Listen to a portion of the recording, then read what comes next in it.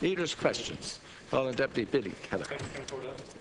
Tanáiste, last year the government brought forward the Inquiries, Privileges and Procedures Bill after the people voted down the referendum the previous autumn.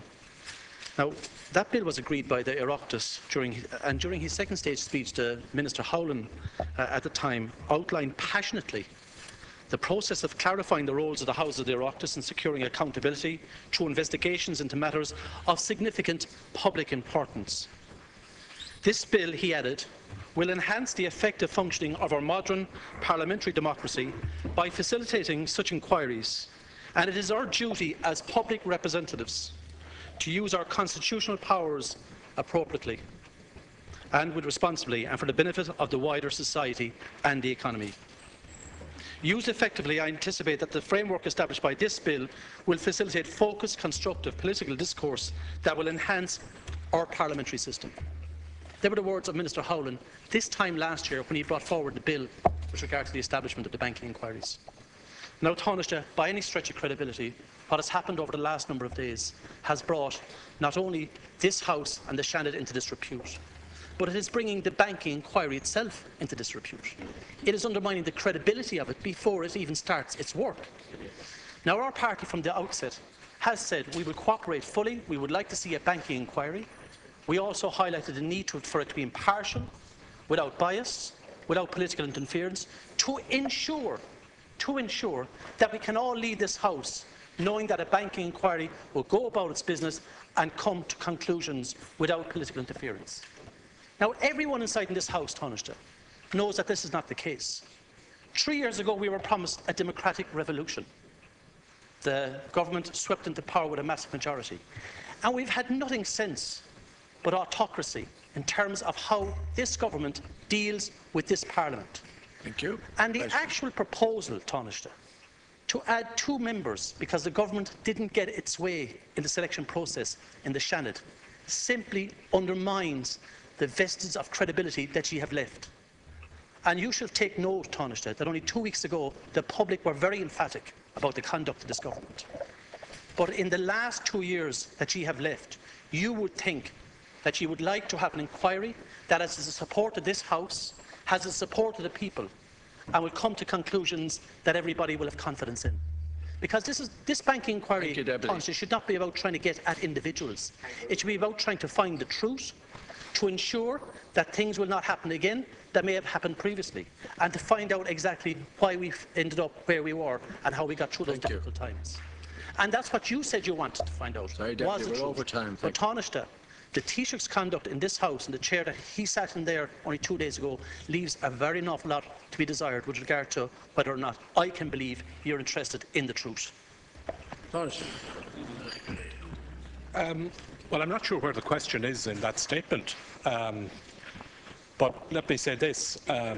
The government does want to see the banking inquiry established, working, and getting to the bottom of what happened to the banking crisis in this country. I'm disappointed at what has happened over the past number of days in relation to the appointment. Please. Sorry, would you please stay quiet? Thank you. You know, I mean, this is. Let's leave the chamber if we can't stay quiet. I'm disappointed at what happened in the last few days in relation to the appointment of the Seanad members of the banking inquiry. My understanding was that the intention was that there would be 2 members of the Seanad appointed to the banking inquiry, one from the government side and one from the opposition side. It appears that what happened was that a bit of slick parliamentary footwork was performed, and we ended up with. Sorry, would you stay quiet, please, and listen to the answer? Would you please listen to the answer, or else I'll move on. Thank you. If you're not interested. We ended up with 2 opposition members nominated as the, or proposed to be nominated as the Seanad members of the inquiry. Now, if the government had come in either to this House or to the Senate and had pulled a stroke like that to produce two government two government nominees and no opposition nominee, I think we'd have, I think we'd have a lot of noise from the opposition side about it. So I think that what we, what we need to do here, and I think what Fianna Fáil, I think what the leadership of Fianna Fáil should do, is to use its good offices to ensure that the membership of the banking inquiry, we've already decided that Dáil members of it, but that the membership of the banking inquiry drawn from the Seanad should be representative of both the government and opposition sides of the House, as we normally expect. That's what balance is about. Deputy Kelleher. Taoiseach, it's quite evident that you haven't actually taken note of what's happened over the last number of weeks at all with regard to this particular issue. I mean, the point is that the Taoiseach stated inside in this House that they want to have a majority in it to set the terms of reference, that the government wants to have a majority in it to set the terms of reference. The point is the committee should be setting the terms of reference, not the executive. Not the executive. Read the legislation. I mean, this simply is jackboot politics at its best, Taoiseach. And what you're trying to stand over, Would you please? Thank you. What you're trying to stand over in the dawn of this government is that ye want to set not only the terms of reference, but you want to set the outcome as well. That's effectively what you're doing. Now, if that is democracy, Minister Flanagan, I've grave worries for this place. Maybe you put your But the point that we have made consistently is that this particular Dáil and Seanad were the ones that were to set the terms of reference. And ye actually opposed, in this particular House, an additional member being would you added. Please put your question. You're over time. You're over time. The point is, they actually opposed. What's your question? Taoiseach, why did you oppose the extension of the number of members to the committee when you said it should be a tight committee of 9 members when there was a proposal to add Deputy Matthews? He said it couldn't happen. He couldn't have any more than 9 members. He had all the reasons why you could only have 9 members a couple of weeks ago. Thank you. Thank you. Taoiseach, thank you. Sorry, would you please resume your seat? Do you agree that you have undermined the credibility of this banking inquiry, and you've also undermined the Deputy, I won't ask you again to call witnesses? The composition of the banking inquiry was intended to be a chairperson, 3 members from the government side in this House, 3 members from the opposition side of this House, 2 members of the Seanad, one of whom would be from the government side, and the other of whom would be from the opposition side. Please. Oh, hold on. That is the proposed membership of the banking inquiry. Now, what has happened here? What has happened? Would you mind staying quiet, please? Thank you. What has happened here is that Fianna Fáil and others participated in a parliamentary stroke in the Seanad to end up with a situation where the 2 members from the Seanad would be from the opposition side of the House. Now that's playing, frankly, that is playing political games and parliamentary games with the establishment of an inquiry that I believe that the public wants to see up and running as quickly as possible. Frankly, you should cop onto yourselves, go to work with the Seanad, get the members appointed, have a balanced committee, which was what was intended, and let it get on with its work. I repeat again, talk about the good name of the Seanad and the Dáil. It's not doing the good name of the Dáil any good with this sort of behaviour, shouting and roaring across the chamber. So would you please refrain from this sort of shouting across the chamber? And I call on Deputy MacDonald. It's question time, not...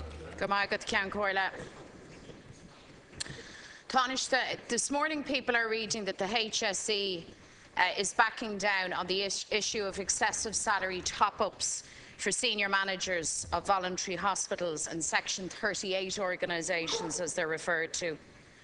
I think you'll recall that people were very shocked in the recent past when they learned of the scale of top-ups that some of these individuals were receiving.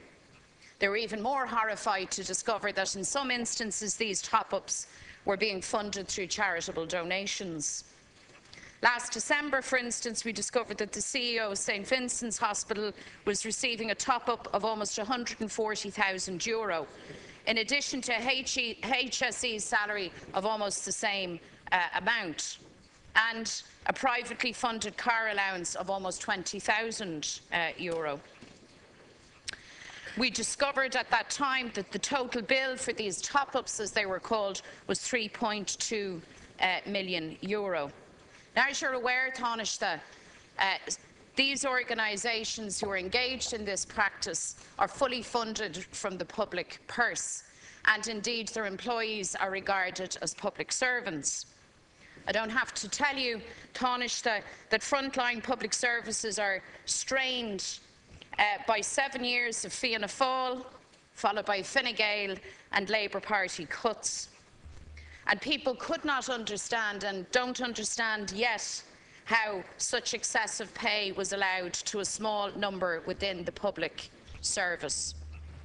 I remind you, Tanáiste, that your government, just like the previous one, was very swift to introduce emergency legislation which cut very drastically the salary levels of people across the public and civil service, including people on not just modest salaries, but in fact people who are low paid. So I want to ask you, Tanáiste, if I might, are you aware of these difficulties that the HSE is experiencing in terms of implementing public sector policy, pay policy in these organisations? Can you inform the Dáil of the scale or level of this difficulty? And finally, can I ask you what you propose to do to ensure that all of these individuals respect and are in line with public sector pay policy? Thank you. Well, first of all, I would remind you that the whole issue of top-ups arose because the government, Minister for Health, took an initiative to deal with this issue. It was the Minister for Health in the first instance that asked for an audit of the Section 38 and Section 39 agencies to examine the levels of pay of top people in those agencies, and it was that audit that brought to attention the top-ups which were being paid by some of the agencies to their chief executives and to their senior personnel. The position of the government is quite clear, and that is that the pay caps which have been established must be adhered to, and there has been an engagement which has been going on for some time between the HSE and the different agencies about the levels of pay which are being paid to some of these chief executives. I read the article in the newspaper this morning, and I understand from that article that there are a number of cases where there are some contractual arrangements that have to be looked at. I'm not familiar with the detail of what those contractual arrangements are, but I'm sure that the Minister for Health would have no difficulty in coming into the House and addressing those issues and responding to any questions that there are in relation to it. Deputy MacDonald, 1 minute, thank you. Of course, this isn't just an issue for the Minister for Health. It's an issue maybe more particularly for the Minister for Public Expenditure and Reform, your party colleague, Brendan Howlin. It's also, Minister for Tanáiste, an issue for yourself and the whole of government. I'm sure you're no different to myself. I'm sure public servants still write to you and still recount to you the level of difficulty that they're experiencing on the back of a series of very significant pay cuts and indeed the imposition of a pension levy. I'm sure they write to you just as they write to me to tell you that in many instances they reckon now that they would be better off out of work than going to work. That's the situation for many people within our public and civil service. You're right that an audit was conducted, and you were right that very serious difficulties were identified on foot of that audit. The question now, Tanáiste, is what are you going to do about it? The HSE has signalled very clearly that they have run into difficulties with a number of these individuals. They cite contractual obligations. I want to ask you directly, will you legislate, will you introduce emergency legislation to ensure that all of these people are in full compliance with public sector pay policy? In other words, will you ensure consistency, and will you prove that what's sauce for the goose is sauce for the gander, and that there aren't two levels and two standards applying within the public and civil service? I can assure you, Tanáiste, that is what the average clerical officer expects government to do. There are difficulties. Will you legislate? Will you introduce the emergency legislation, and when do you propose to do it? Well, first of all, it is precisely because the government believes that there should not be two standards that we initiated the audit on the Section 38 and 39 agencies in the first place, to ensure that those agencies comply with public pay policy. And that is the government's position, that there must be compliance with public pay policy. In relation to, and yes, I do, of course, acknowledge the very strong feelings that there are among many people who work in the public service in relation to their levels of pay. And that is why last year, when we negotiated the Haddington Road Agreement, we ensured that there would be no reduction in pay on people whose salaries and pay was under 65,000, and that in respect of where reductions were made on a progressive basis beyond that, that for those earning between 65,000 and 100,000, that there would be a way of that pay being recovered over a period of time, and that's built into the Haddington Road Agreement. In relation to the specific, I mean, I can't tell you about specific individual contracts that were referred to in a newspaper article this morning. But what I have said to you is that I think that in respect of the detail of that, I'm sure if you want to pursue that with the Minister for Health, he'd be very happy to come into the House and to... But hold on, legislate. No. Let's establish the facts first. I know, Deputy MacDonald. I know the facts and truth and so on is something that you don't bother with because you jump to conclusions straight away. So let's establish the facts first. That's why I'm suggesting to you that if you put the question in respect of the individual contracts to the Minister for Health, I'm sure he'd be able to respond to it. But in relation to the policy issue, let's be absolutely clear about it. The government established caps and established restrictions on top. No, we didn't. That's why we... Sorry, we're over time. Why do you have such a difficulty with the truth? The reason that we're dealing with these salaries for these agencies is because the government decided, in pursuit of its public pay policy, to conduct an audit of these agencies and to pursue it through the HSE, and that's what's being done. Thank you. Deputy Daly. Thanks, Ceann Comhairle. Tanáiste, I'm very interested in your views with regard to Garda accountability and what happens next in the context of the Cooke Report. We've heard from Acting Commissioner O'Sullivan that the Gardaí have been exonerated from any wrongdoing in her opinion, very similar actually to the words of former Commissioner Callanan, who told us before the inquiry that at no stage was any member of An Garda Síochána involved. Minister Fitzgerald has told us that the report doesn't support any evidence of actual surveillance, much less that it was carried out by the Gardaí.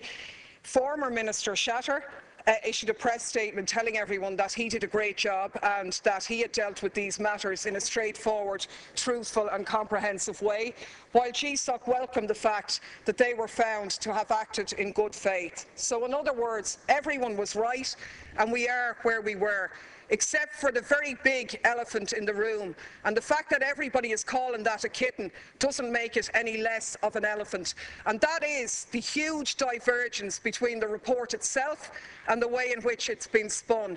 Because the reality is the Cooke Report didn't find any truth, and it didn't find any answers because it was constructed in a manner to make sure that it didn't. The title of the report was an investigation into unlawful surveillance. There was no attempt to discover whether lawful surveillance had taken place. As you know, under legislation, it is lawful for senior Gardaí to allow other senior Gardaí survey somebody else. We're told that there was no evidence of Garda involvement. How does Justice Cooke, former Justice, because he's not a Justice, Mr Cooke, know this, when not a single Garda was interviewed, not a single examination of logbooks of Garda equipment, stock checks on IMSI catchers and all the rest of it? The biggest security threat identified by Veramis, the ringback, which professionals said the chance of it being benign were virtually zero, has no explanation. So I'm wondering, Tanáiste, what you think of the report, because the report tells us that the photographers at the airport photographing Veramis could have been members of the Garda security branch. The person who leaked the story to GSOC could have tampered with the device inside GSOC. No explanation of who tried to contact Veramis in relation to their inquiry, involvement in the inquiry, and no explanation of why the GSOC Commissioner's phone's batteries were going down and now they aren't. Meanwhile, he acknowledges that under modern surveillance, it's not possible to detect. So what I'm asking you, it's quite simple. How can there be a new relationship when we still haven't got the truth? You're the leader of the Labour Party. You're supposed to have a history in justice and oversight. Will you authorise a proper commission of inquiry on a statutory basis so people can get the truth that they so badly need? Well, I've read the Cooke Report, and the Cooke Report, it seems to me, is very comprehensive. And it concludes that there was no evidence of surveillance of GSOC by anybody, and not least by the Gardaí. It goes through the different issues that were raised. The module, the piece of equipment that was supposed to be for the conference call facilities, where a lot of the attention was centred on, turns out didn't have a microphone. There was an allegation that there was a second Wi-Fi system. He concludes there was no second Wi-Fi system. He makes it clear that the public interest investigation, which was conducted by GSOC, that should have been reported to both the Minister for Justice and the Garda Commissioner after it had reported, and that report wasn't provided until after the article in the Sunday Times. And he questions whether the public interest investigation should have been conducted at the time that it was. Now, I understand that the whips have discussed arrangements to have the Cooke Report debated here in the House next week. I'm sure if there are any issues that members have about the content of the report, that's the opportunity for it to be ventilated. But it seems to me that the Cooke Report is quite comprehensive and quite conclusive. I think, if there are issues arising from it, that people, particularly the recommendations which the government accepts should be implemented, then we can debate those in the House next week.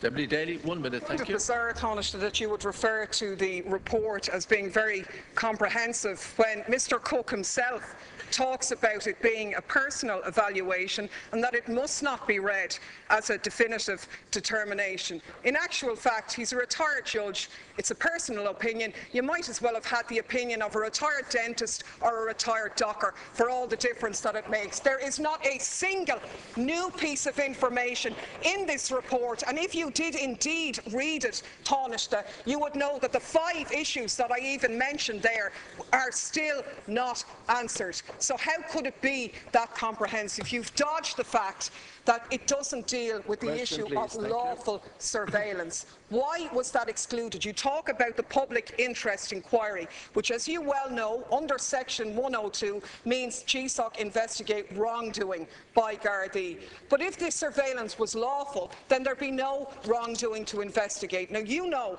and Cooke reports in this, the backdrop to this was the Boylan affair and the strained relations between GSOC and the Gardaí. We do not know whether rogue elements or senior elements in the Gardaí authorised themselves to have lawful surveillance. And your last point in relation to the public interest inquiry and GSOC's obligations, you have again here, I put it to you, undermined GSOC by incorrectly repeating that they had an obligation to bring that to the Minister. Section 103 excludes them from doing so in the public interest. So can I ask you maybe to read it again, because I'd suggest that you missed a few things in your comprehensive analysis. No, I didn't. The Cooke report, I think, is very clear. It's an independent examination by Mr. Justice Cooke of the issues relating to the bugging or the alleged bugging of the GSOC offices. This arose, there was a newspaper article which stated as a fact that the GSOC offices had been bugged, that they had been bugged by government level or very high level intelligence gathering approach. And it went through the type of surveillance that it felt was taking place.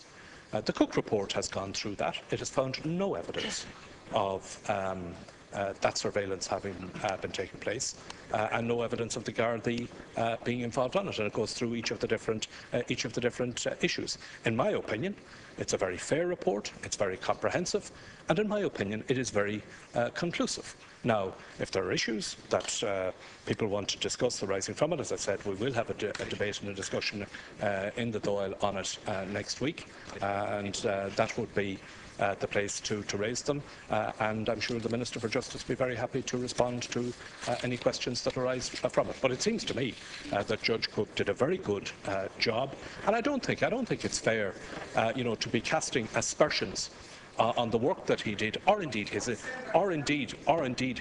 integrity in the way in which he did it. Thank you. That concludes Leaders' questions.